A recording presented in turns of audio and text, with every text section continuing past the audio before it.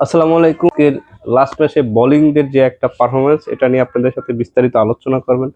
বাংলাদেশের যে bowling line up, টি-20 ম্যাচটা যে উইন হলো, সিরিজটা উইন হয়েছেন এবং বাংলাদেশ দুর্দান্তভাবে খেলেছেন, সেই বিষয়টি আজকের বিশাল একটা আলোচনা আপনাদের মাঝে।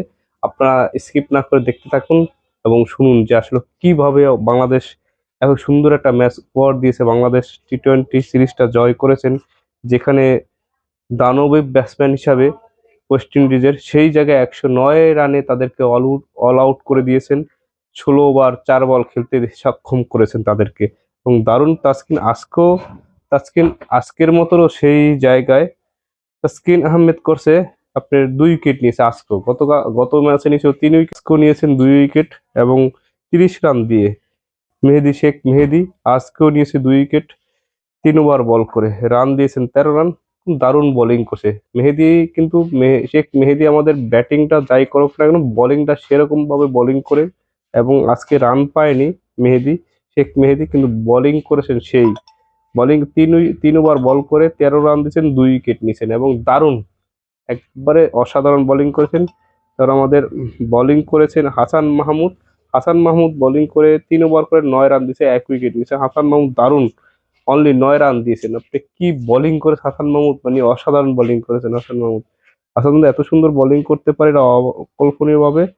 এবং আমাদের রিশাদ হোসেন 4 ওভার বল করে 21 রান, 3 উইকেট নিয়ে রিশাদ দুর্দান্ত বোলিং করছে আজকে কিন্তু 21 রান দিয়ে 4 ওভার বোলিং করে 21 রান দিয়েছে রিশাদ হোসেন। বাংলাদেশে একটা সুন্দর একটা ম্যাচ উপহার দিয়েছেন যে রিশাদ হোসেন আপনার 4 ওভার করে 21 রান নিয়েছেন এবং দারুণ একটা বোলিং করেছেন এবং এত সুন্দর একটা বোলিং করে 3 উইকেট নিয়েছেন 4 ওভার বল করে এবং দারুণ। বাংলাদেশে মানে ওয়ান্ডারফুল খেলা হচ্ছে। এখানে দেখেন আমাদের যে ম্যাচ, এখানে দারুণ একটা পারফরমেন্স হয়েছেন। আর আমাদের যে বলার মতো নয়, সে আছে রান বেশি দিয়েছেন তানজিন হাসান সাকিব। উনি আসলে রান 3 ওভার বল করে 31 রান দিয়েছেন, সবচেয়ে বেশি রান দিয়েছেন এবং 1 উইকেট নিয়েছেন অনলি অনলি মানে অল ওভারে বাংলাদেশ দারুণ একটা পারফরমেন্স করেছেন এবং দারুণ একটা ম্যাচ উপহার দিয়েছেন। এটা মানে অসাধারণ হয়েছে বাংলাদেশের। মানে অল ওভার 109 রানে অল উইকেট চলে যাবে, এটা আসলে কল্পনা করার মতো না বাংলাদেশে। দারুণ একটা ম্যাচ খেলেছেন এবং দারুণ অসাধারণ একটা ইনিংস উপহার দিয়েছেন বাংলাদেশ টিম। মানে অল ওভারে বাংলাদেশ দারুণ একটা পারফরমেন্স করেছেন এবং দারুণ একটা ম্যাচ উপহার দিয়েছেন। এটা মানে অসাধারণ হয়েছে বাংলাদেশের।